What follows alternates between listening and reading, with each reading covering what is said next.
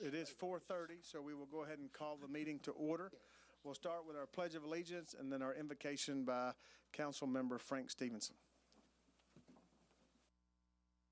Allegiance to the flag of the United States of America and to the republic for which it stands, one nation, under God, indivisible, with liberty and justice for all. Pray. Lord, citizens of this community and the affairs of this community, we just ask for your mercy, your grace, your provision, your discernment and wisdom to our actions, our considerations. We just trust in your faithful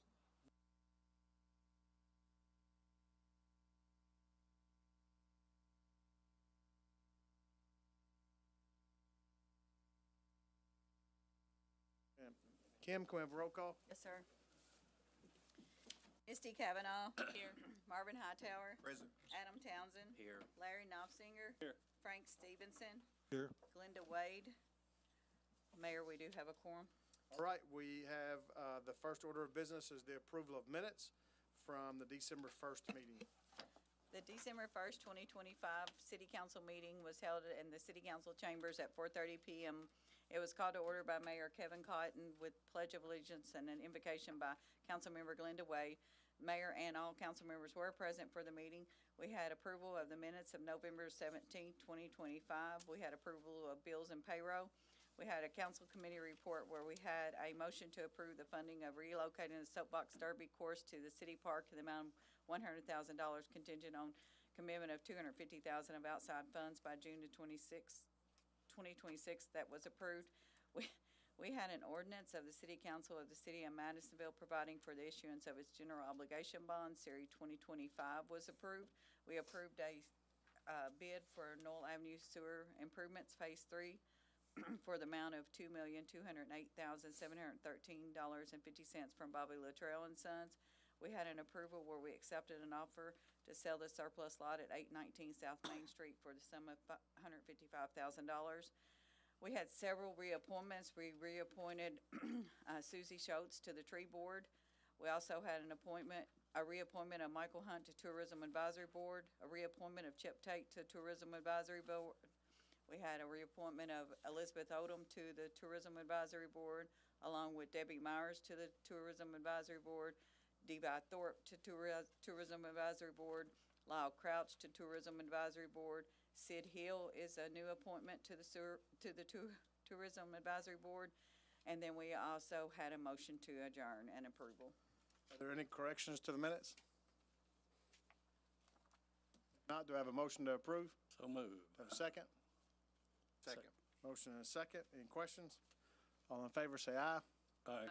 Opposed? Hearing none, motion passes. Next, we'll have the approval of bills and payroll. We have the total general fund of $486,652.36, total sanitation and maintenance of $150,565.95, total electric utility of $106,179.08, total water filter of $71,696.08, total wastewater collection and treatment of $226,838.62. We have an estimated biweekly payroll of governmental of $65,854.27, police of $184,595.95, fire $200,593.52, transportation of $31,656.07, cemetery of $3,357.60, park $25,485.57, sanitation of $53,887.47, maintenance garage of $8,267.70, light fund of $101,886.76, wastewater treatment of $21,604.82, wastewater collection of $38,329.15, water and filter of $61,106.65 for a total estimated biweekly payroll of $796,625.53. Do I have a motion to approve the bills and payroll? So moved. Do I have a second? Second. Have a motion and a second. Any questions? All in favor say aye. Aye. Opposed? Hearing none, motion passes.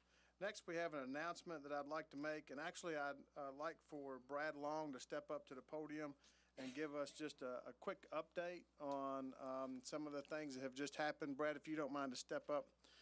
We had an opportunity to represent Madisonville, Kentucky at the most recent ICSC show, and Brad happened to be one of the guest speakers on the panel there in New York. So, Brad, I'll let you just kind of give us a little rundown. Thank you, Mayor and Council. Yes, we had, as you shared, an opportunity to present at the International Council of Shopping Center New York City show this past week, and it was, as we mentioned this morning on the radio, super humbling, and it was an honor for the city of Madisonville to be represented in that way. There were over 8,000 attendees at the conference, and to be able to share a little bit about what Madisonville has been able to achieve over the last couple of years and the successes to bring in new retailers, all while supporting local businesses, was really, really cool. And huge shout out to our team, Mandy Todd with our zoning administrator, Frank Wallace, building official, Justin Lamb, our city engineer, all of those key players among our, as well as our utility departments as well. None of it would be possible without all of those folks making it happen. So it was an honor to be able to share on that platform, and huge shout out to the city of Madisonville for making it happen. So, Brad, do you want to talk just a little bit? Today we received some really cool news from the ICSC organization. Do you want to talk a little bit about that? Sounds like I'm going to, yes, sir. So, yeah, today we had an individual with the again, the corporate offices of ICSC. Again, this is a worldwide organization, and so to be recognized in one of their articles in one of their publications is a really, really big deal. You and I, as well as Amy and Jennifer, had the opportunity to meet with their COO while we were traveling, and we were told that Madisonville made quite an impression on the executive level staff with ICSC. They shared an article, I think it's out on our social media now, about the city of Madisonville and how rural community in Western Kentucky is attracting national retailers. I do believe there are going to be maybe a couple more publications in the future. Again, our goal all along has been to put Madisonville on the map, and thanks to our team, we've been able to do that so far. Any questions for Brad Long? Good job. Yeah. Great. Thank you very much, sir. Appreciate the update.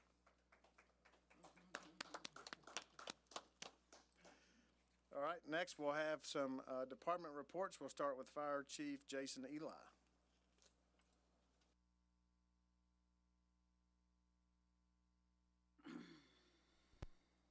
Thank you, Mayor Cotton. Good afternoon, everyone. For the month of November, we had 84 medical runs, 39 fire-related runs for 123 runs. 18 of those runs were overlapping. Pre-incident value was $141,200. We had losses in the amount of $96,200. Our dispatch to responding time was an average of 1 minute and 51 seconds. Our dispatch to arrival on scene was average of 4 minutes and 55 seconds. We spent an average of 19 minutes and 38 seconds on scene. We did have 2,027 hours for our monthly training total. Our inspections were 34 pre-incident inspections, 35 fire prevention inspections. We had 132 code enforcement cases. And then on our community outreach, we had 13 community outreach programs, 1 smoke detector issued. Our adult contacts were 1,057, and our child contacts were 1,907. If you look on page 2, it's going to give you a breakdown by incident type. And then page 3 is going to give you a little bit further breakdown of the various types of runs and totals by percentage. Any questions? Questions for Chief Eli? Chief, I just want to draw some attention to some things that you've been able to get accomplished this year. We had our ISO rating that was evaluated this year, and that rating was at, when it was evaluated last time, it was just barely got us across the line to get us a rating of a 2. And Correct. now you've been able to get that to just just below a 1. So that's a significant improvement in our rating for the fire department. Do you want to talk about why that is and what the benefits of that rating is? Okay, so I will. I'll talk a little bit about it. So ISO is the national or internet, ISO, they rate the communities for our fire protection ratings. They set those for insurance companies, and they come in and they judge your community on the fire department, but also your 911 dispatch center, and then your water supply, the fire hydrants and the mains and all that. So they grade all of that, and then they come together and get your score. And like you said, a Class 10 would be the worst. Actually, no recognized fire protection. Class 1 being the best. And we're a Class 2 now, just almost a Class 1. And what that actually, it's nothing that we've done. We just continue to build on what everyone else has done over the past several years. One thing about it, the councils and the mayors before have always invested in community fire protection and the police department also. And it shows all that money is going somewhere, and we're just continually improving and building. One of the things that made such a vast improvement this time was our training center. We've put a lot of money into the training center, and that's been a work for over several chiefs, and it's all sort of come together. They come around every about 6 years and do the grading. And then we can request them, and we're going to probably request them to come back next year or so, now that we know what we can do to improve and maybe go to a Class 1 is what our ultimate goal would be. And there's just out of the nation, there's just a handful of. Just a few thousand. Yep, that's in So that there's Class like 1. 33,000 fire departments, and just a few thousand are Class 1. So, Go ahead. yeah, I was going to say the benefit here is to the citizens of the community, and their insurance rates is affected by that rating. That is right. Yes, So- they said it, and then every time you improve it, it's going to the citizens are going to see a slight improvement in their in their premium. But then also businesses, industries, they're going to look at that, and they're going to insure their factories and then also they also look at it as just a barometer, even if it's not going to affect their insurance. They're looking at it as a barometer to say how much the community is invested into public safety. Because if this international or this national organization is recognized that we're almost a Class 1, we're a strong, what we call a strong Class 2, then they know that our community is invested in community service or fire protection. Any other questions or comments? Thanks, sir. All right, thank you. Next, we will move on to our police department report.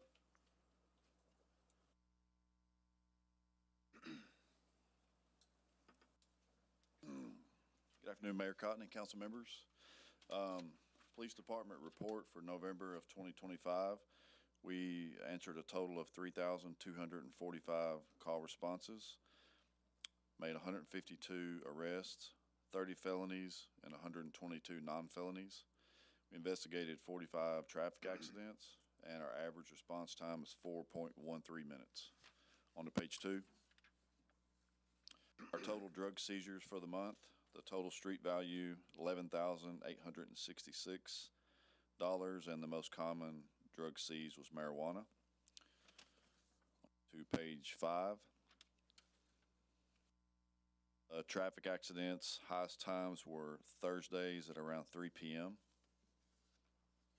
And on to page 9. The crime statistics, calendar year to date, Part 1 crimes have 0% change. All others down 16%, and the total down 14%. Be happy to answer any questions. Questions for the chief? Sir, can you give us an update on the academy? Let's see. So the property's changed hands. I think we've talked about that. They've got it out for bid. I think the 18th they should have a contractor. Last I heard, the plan was to break ground in the spring whenever the weather gets a little better. And the current academy class which is the second one that will graduate January the 8th. We've got 3 recruits in that class, and then they'll have another class following up in February, starting again. So next year, our calendar is even busier than it was this year, which is a good thing. It's packed. You had some significant training hours that you were able to, do you remember what the number of those training hours were for the? I think the total that we have up until this, so this is from February of '23 through October, so that's about a year and a half. We had trained over 2,500 officers for a total of over 60,000 total training hours. And that does not include citizen groups, like educational type, community engagement type things.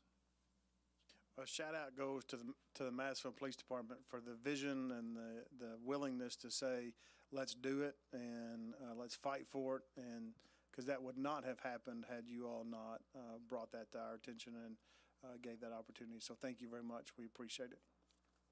Like the fire chief said, you guys supported us throughout this, and I've been around this community for 20 years. Y'all have always supported the police department, and it makes a difference because whether it's training or equipment, pretty much anything that we tell you we need and we can make a good argument for it, you let us do that, and it shows in the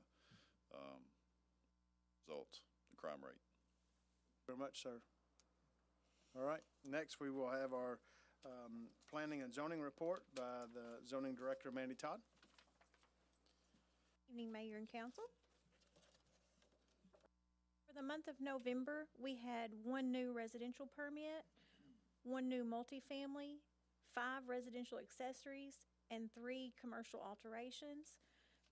We also had 1 sign permit, 1 demo permit, and 1 COA for the Historic District Commission.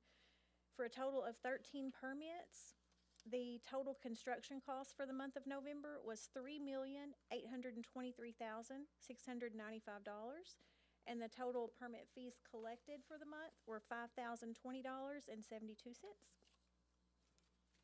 So just for some encouraging numbers, let's run through the January to November number. Yes. January through November, total construction cost, $85,617,430, and 145 permits issued. So, yeah, almost $86 million of construction costs this year in our city. That's incredible. Thank you very much. You're welcome. Any questions for Mandy? All right, thank you, ma'am. Next, we'll move on to new business. We have some resolutions. The first resolution is 2025-41, declare equipment from the electric department as surplus. Yes, the City of Madisonville Electric Department owns transformers and tools as shown below and is no longer being used. They have 4 tools, and then it looks like a transformer that the City of Madisonville requests to dispose of the transformers and tools by means appropriate according to KRS 82.083. And now therefore be it resolved as follows, that the transformers and tools shown above is now declared as surplus property, and the city is authorized to dispose of the equipment by means according to KRS 82.083. Do I have a motion to approve the surplus equipment from the electric department? So moved. Do I have a second? Second. Have a motion and a second. Any questions?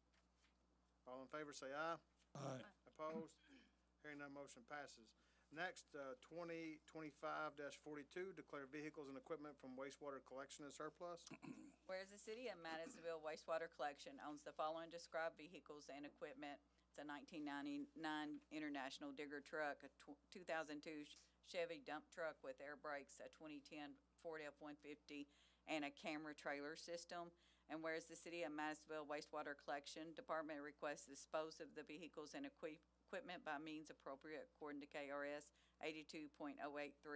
Now therefore be it resolved that the above described vehicles and equipments are now declared as surplus property, and the city is authorized to dispose of the vehicles and equipment by means appropriate according to KRS 82.083. Do I have a motion to approve the surplus equipment from wastewater collection? So moved. Do I have a second? Second. Motion and a second. Any questions? All in favor say aye. Aye. Opposed? Hearing none, motion passes. Next, we have resolution to declare a generator from the police department as surplus property.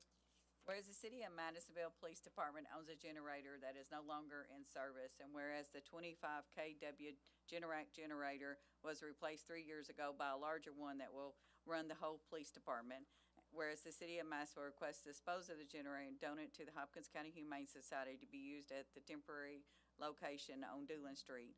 Now therefore be it resolved as follows, that the Generac generator is now declared a surplus property, and the city is authorized to dispose of the equipment by means according to KRS 82083B, and make a donation to the Hopkins County Humane Society. Do I have a motion to approve the surplus of the generator from the police department and transfer it to the Hopkins County Humane Society? So moved. Do I have a second? Second. Motion and second. Any questions? If not, all in favor say aye. Aye. Opposed? Hearing none, motion passes. Next, we have a municipal order to reappoint Gina Matcham to the Tourism Advisory Board. Gina Matcham should be and hereby is reappointed to the Tourism Advisory Board, that the term of Gina Matcham shall be on March 31st, 2026, and that Gina Matcham shall serve in accordance with the laws of the United States and the Commonwealth of Kentucky and the ordinances of the City of Madisonville. And this order shall become effective upon adoption by City Council. I have a motion for the reappointment of Gina Matcham to the Tourism Advisory Board. So moved. Do I have a second? Second. Have a motion and second. Any questions? All in favor say aye. Aye. Opposed? Hearing none, motion passes. At this time, I'm going to just say Merry Christmas and Happy New Year. Our next city council meeting will not be until Tuesday, January the 20th. You all know that our doors are open. If you have any questions or concerns, please feel free to reach out to us. January 20th, Tuesday, January 20th will be our next meeting. Our last order of business. Make a motion to adjourn. Do we have a second? Second. Motion and second. All in favor, say aye. Aye. We stand adjourned. Thank you.